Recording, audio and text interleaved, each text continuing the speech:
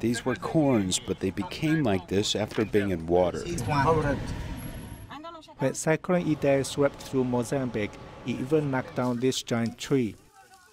This tree was uprooted and knocked down by the cyclone. All his corns, tomatoes, and cassavas are also gone. His house was destroyed, and so were his crops.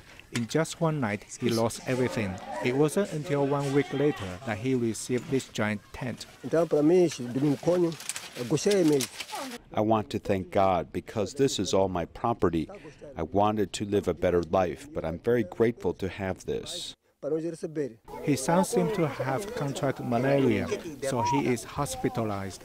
His grandchildren now live with him in this tent. They lay clothes on the ground and sleep on them at night. Everyone can stand sweating so badly just by being in this tent for only 5 minutes. But he's very grateful to have this giant tent for his whole family, because before he had this tent, they stayed in that church that still has no roof. Not just his house, every house in the village has been destroyed. The children's educations have been interrupted for 1 month, and they are beginning to resume schooling. The roof of this church was destroyed by Cyclone Idai.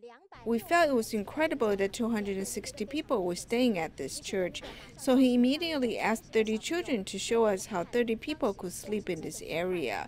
And this church had over 200 people for a week. 4 weeks after the cyclone, they heard someone would give them relief goods.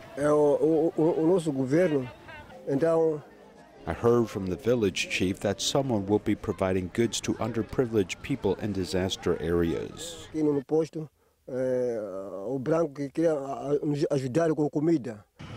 villager walked for 5 kilometers to the village office.